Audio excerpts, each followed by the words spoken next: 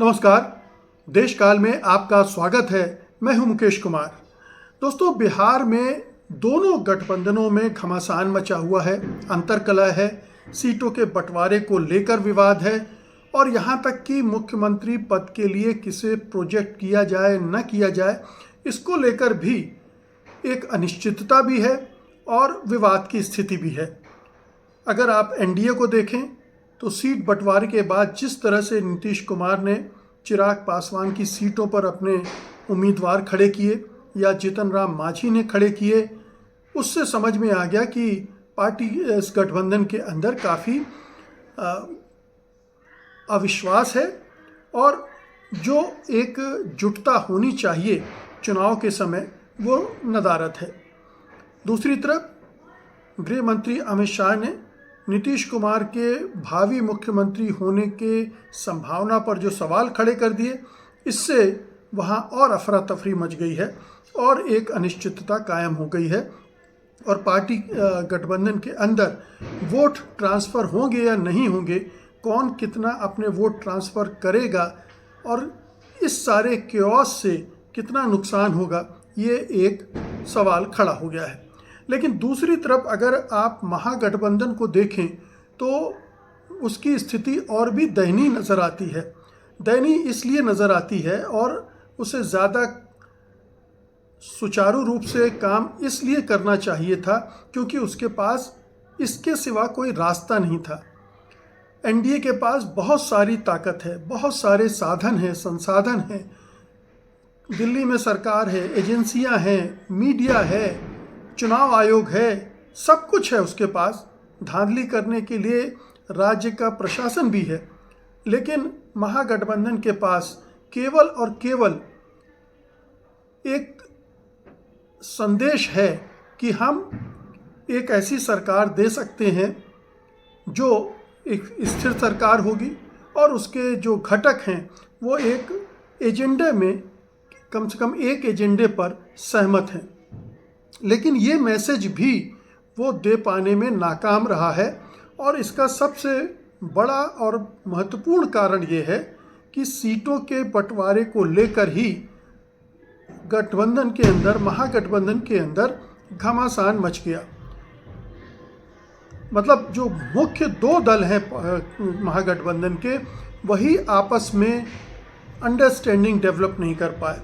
कम से कम इन दो दलों से, यानी आरजेडी और कांग्रेस से तो ये उम्मीद की ही जानी चाहिए थी कि वो, और जिस तरह के रिश्ते हैं गांधी परिवार और लालू परिवार में और जिस तरह से राजद और कांग्रेस के भी रिश्ते हैं, उसमें ये तकरीबन तय माना जा रहा था कि इनके बीच कोई विवाद नहीं होगा और ये मामला सॉर्ट आउट कर लिया जाएगा। लेकिन दुर्भाग्य देखिए, विडंबना देखिए कि इन्हीं दो दलों के बीच सबसे ज़्यादा तनाव है और सबसे ज़्यादा टकराव है। मुकेश सहनी जो 40 सीटें मांग रहे थे, पहले 25 पर आए और फिर किसी तरह से 15 पर तो वो राजी हो ही गए, नाखुशी से राजी हुए लेकिन हो गए। इसके बावजूद कांग्रेस और आरजेडी दोनों आपस में अभी तक अपने आप को एडजस्ट नहीं कर पाए हैं और उधर जो झारखंड मुक्ति मोर्चा है उसको भी अपने साथ ले पाने में नाकाम रहे हैं। झारखंड मुक्ति मोर्चा, आपको याद होगा कि झारखंड में उसने आरजेडी को 8 सीटें लड़ने के लिए दी थी और 4 सीटें वो जीत कर आई थी और वो उसके जो नेता हैं वो मंत्रिमंडल में भी शामिल हैं। अगर झारखंड मुक्ति मोर्चा के हेमंत सोरेन ये चाह रहे थे कि जो सीमांत इलाके हैं झारखंड और बिहार के, वहाँ पर कुछ सीटें उनको दी जाएं, तो उनको एक्मोडेट किया जाना चाहिए था, लेकिन ये नहीं हुआ। अब ये आरजेडी ने बड़ा दिल नहीं दिखाया या फिर कांग्रेस रिजिड हो गई, क्या कारण है अभी तक स्पष्ट नहीं हुए हैं। हो सकता है कि दोनों ही इसके लिए जिम्मेदार हों। आरजेडी किसी भी तरह से अपनी सीटों में कुछ भी कमी करने के लिए तैयार नहीं थी, ऐसा माना जा रहा है और कांग्रेस भी, उसकी उम्मीदें एकदम से बढ़ गईं। ये भी कहा जा रहा है कि जो कांग्रेस का स्थानीय नेतृत्व था उसकी वजह से ये चुनौतियां खड़ी हुई हैं। उसने बहुत ज़्यादा दबाव बनाया और जिसकी वजह से ज़्यादा सीटें हासिल करने के लिए दबाव बनाया और जिसकी वजह से ये टकराव के रूप में सामने आया और कई सीटों पर आरजेडी और कांग्रेस दोनों ने अपने उम्मीदवार खड़े कर दिए। ये जो हालात बने हैं वो महागठबंधन के लिए कोई एक अच्छा संदेश जनता के बीच में नहीं देते हैं। होना तो ये चाहिए था कि महागठबंधन सीटों के बंटवारे के मामले में एनडीए से पहले अपने चीज़ें क्लियर कर लेता, क्योंकि जब राहुल गांधी और तेजस्वी यादव वोट अधिकार यात्रा प्रदेश में कर रहे थे, बिहार में कर रहे थे, और उसको लेकर जो रिस्पांस मिला था, एक तरह का जुनून जनता में देखने को मिला था, वो ये इंडिकेशन दे रहा था कि अगर ठीक ढंग से महागठबंधन चुनाव लड़े और कोई धांधली ना हो तो उनके लिए सत्ता पर काबिज होना, लौटना कोई बड़ा मुश्किल काम नहीं होगा। चुनौतीपूर्ण तो होगा लेकिन मुश्किल नहीं होगा, असंभव तो बिल्कुल भी नहीं था। और वो जो गुडविल बनी थी उस यात्रा से, उसको इनकैश कराना था महागठबंधन को। सीटों के बंटवारे में एक स्मूथ बंटवारा होता अगर सभी घटक दलों के बीच में, बाहर लानत मलामत न होती, फजीयत न होती और समय से पहले कर लिया जाता, तो ये ज़्यादा अच्छा मैसेज जाता जनता के बीच में। दूसरा, मुख्यमंत्री पद के रूप लिए किसी एक नेता को प्रोजेक्ट करना बहुत ज़रूरी था। मेरे हिसाब से तेजस्वी यादव तो बिल्कुल एकमात्र कैंडिडेट ही हैं महागठबंधन की तरफ से, लेकिन उनको भी महागठबंधन ने अभी तक भावी मुख्यमंत्री के रूप में प्रोजेक्ट नहीं किया है, जो महागठबंधन के लिए एक अड़चन का विषय बन सकता है। उसकी जो सफलता है उसमें एक बाधा खड़ी हो सकती है। तेजस्वी यादव वहाँ बिहार के नेताओं में मुख्यमंत्री पद के लिए जो रेटिंग आ रही है उसमें बहुत बहुत आगे हैं, तो उनके नाम को लेकर तो कोई संशय, कोई दो मत होने ही नहीं चाहिए। गठबंधन को एक सुर में उनको प्रोजेक्ट करना चाहिए। लेकिन अगर कांग्रेस सीटों की डीलिंग में, बंटवारे में उसको एक बार्गेनिंग चिप की तरह इस्तेमाल कर रही है तो ये एक गलत तरीका है। और वो उस समय और गलत लगता है जब दोनों नेताओं के बीच में इतनी अच्छी ट्यूनिंग नज़र आई थी उस वोट अधिकार यात्रा के दौरान। ऐसा लग रहा था कि राहुल गांधी ने एक तरह से उनको प्रोजेक्ट कर दिया है, क्योंकि वही सबसे ज़्यादा समय उनके साथ थे यात्रा के दौरान। वो इन दोनों ही, हालांकि दूसरे जो घटक दल के नेता थे वो भी थे, दीपंकर भट्टाचार्य भी थे, मुकेश सहनी भी थे, दूसरे नेता भी थे, लेकिन मुख्य रूप से तो तेजस्वी यादव ही फेस थे उस यात्रा में राहुल गांधी के बाद। तो ये ट्यूनिंग तो वहाँ दिख रही थी। फिर क्या हुआ, वो ट्यूनिंग क्यों बढ़ गई? क्या आरजेडी की महत्वाकांक्षाएं एकदम से बढ़ गई, या कांग्रेस को लगा कि वो तो रिवाइव कर गई है और उसे ज़्यादा सीटें अब चुनाव में मिलनी चाहिए बंटवारे में? लेकिन पिछले चुनाव में कांग्रेस का जो परफॉर्मेंस था वो बहुत ख़राब था, सबसे बुरा स्ट्राइक रेट था। और माना जाता है कि अगर महागठबंधन की सरकार पिछली बार नहीं बन पाई थी तो उसके लिए एक जिम्मेदार कांग्रेस भी थी, क्योंकि 70 सीटों पर चुनाव लड़ा उसने और केवल 19 सीटें जीती। सबसे बेस्ट स्ट्राइक रेट था CPI-ML का, लेफ्ट पार्टीज़ का। लेकिन उन्होंने इस बार कोई इस तरह की समस्या खड़ी नहीं की सीटों के बंटवारे में। जितनी सीटों पर वो पिछली बार लड़ रहे थे इस बार भी उतनी ही सीटों पर चुनाव लड़ रहे हैं। तो क्या वजह है कि ये जो दो प्रमुख दल हैं और इन दो प्रमुख दलों के जो बड़े नेता हैं इस समस्या को निपटाने में नाकाम रहे? क्या लालू यादव की नहीं चली, तेजस्वी यादव अड़े हुए हैं?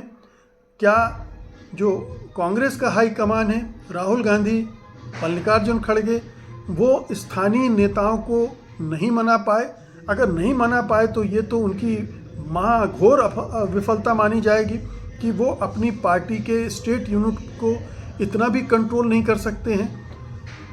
लक्ष्य तो ये होना चाहिए था राहुल गांधी और कांग्रेस पार्टी और मल्लिकार्जुन खड़गे का कि किसी भी तरह से हमें बिहार चुनाव जीतना है। 2, 4, 6 सीटें कम ज़्यादा होती हैं तो वो अड़चन नहीं बनना चाहिए महागठबंधन को एक की एकजुटता में और उसके प्रदर्शन की राह में। लेकिन वो तो हुआ नहीं, वो करने में नाकाम रहे, और ये मैं समझता हूँ कि राहुल खड़गे की एक बहुत बहुत बहुत बड़ी विफलता है, और इसके लिए उनको दोष दिया जाएगा। अगर चुनाव में परिणाम अपेक्षित रूप से नहीं आते हैं तो उसके लिए एक जिम्मेदार ये दोनों नेता भी होंगे जिन्होंने इस पूरे चुनावी रणनीति को ठीक ढंग से हैंडल नहीं किया। उन्हें लालू यादव के साथ तालमेल बिठाना चाहिए था, तेजस्वी यादव के साथ बिठाना चाहिए था, लेकिन ये अभी समझ से परे है कि वो फेल क्यों हुए। हालांकि बीच में एक खबर ये भी आई थी कि तेजस्वी यादव को मोदी सरकार ने धमकाया है कि अगर कांग्रेस के साथ तालमेल किया या कांग्रेस के साथ कांग्रेस को ज़्यादा महत्व दिया गया तो आपके पूरे परिवार को हम जेल में डाल देंगे। इस तरह की खबरें आई थी, और उसके बाद से तेजस्वी यादव के तेवर बदल गए, वो फिर दूसरी रणनीति पे काम करने लगे। ये कहना मुश्किल है कि इस खबर कितनी सच्ची थी कितनी गलत थी, लेकिन तेजस्वी यादव के रवैये से ये ज़रूर लग रहा है कि वो अपनी जो ताकत है गठबंधन के अंदर उस पर नाम मात्र को भी समझौता नहीं करना चाहते। देखिए, मुकेश सहनी जो विकासशील पार्टी के नेता हैं उनको तेजस्वी यादव ही लेकर आए थे, वही अपने साथ रहकर तमाम रैलियों में ले जा रहे थे, तो उनकी जिम्मेदारी बनती थी कि विकासशील पार्टी के साथ कम से कम एक तालमेल बनाकर शुरू से रखते, और उसमें अपने खाते से कितनी सीट दी जा सकती हैं इसके बारे में भी क्लैरिटी उनके दिमाग में होनी चाहिए थी। लेकिन शायद वो अपने खाते से सीटें देने के लिए तैयार नहीं थे। कांग्रेस की सीटों पर ही लग रहा था कि उनकी नज़र थी कि उसी को कम करके यहाँ दूसरे जो सहयोगी दल आए हैं उनको बांटेंगे। ये एक गलत सोच था। तेजस्वी यादव को भी कुछ त्याग करना चाहिए था, कांग्रेस को भी कुछ सीटें छोड़नी चाहिए थी, और ये तालमेल की गुंजाइश बना के रखनी चाहिए थी। इसी तरह से हेमंत सोरेन को भी साथ रखना चाहिए था। पड़ोसी राज्य के मुख्यमंत्री हैं, सरकार में आप वहाँ शामिल हैं, आपको हर चुनाव में वहाँ सीटें दी जाती हैं। पिछली बार 4 सीटें जीती तो उसके पहले आपका प्रदर्शन बहुत ख़राब था, इसके बावजूद आपको 8 सीटें लड़ने के लिए दी गई थी। तो अगर हेमंत सोरेन अपने राज्य में आपको गुंजाइश दे रहे हैं तो इस राज्य में आपको भी उनको एकमोडेट करना चाहिए था, जो नहीं किया गया। तो ये जो बदमज़गी पैदा हुई है वो निश्चित रूप से डैमेज करने जा रही है महागठबंधन को। एक तीसरा जो मुद्दा था कि एक कॉमन मैनिफेस्टो जो डिक्लेयर होना चाहिए था, जिसका एक हिस्सा तेजस्वी यादव ने पहले ही डिक्लेयर कर दिया था कि हर घर के एक व्यक्ति को सरकारी रोजगार दिया जाएगा, उसका इम्पैक्ट इसीलिए घट गया क्योंकि एक तो सामूहिक रूप से ये घोषणा नहीं की गई और उसके बाद एक गैप हो गया है। अब अगले एक हफ्ता बहुत महत्वपूर्ण है महागठबंधन के लिए कि ये जो सीटों के बंटवारे को लेकर जो बदमज़गी पैदा हुई है उसको कैसे मैनेज किया जाएगा, इससे जो डैमेज हुआ है उसको कैसे कम किया जाएगा, तेजस्वी यादव को मुख्यमंत्री के तौर पर पेश करना है या नहीं करना है, इसके बारे में जल्दी फैसला होता है या नहीं होता है। अगर पेश नहीं किया जाता है तो ये भी एक नुकसानदेह महागठबंधन के लिए होगा। और तीसरा, मैनिफेस्टो के स्तर पर जो भी तैयारियां हुई हैं अभी तक उसके बारे में कोई संकेत नहीं आया है महागठबंधन की तरफ से कुछ ऐसा हुआ है नहीं हुआ है, लेकिन अब वो समय आ गया जब उसको इस दिशा में भी तुरंत काम करना चाहिए।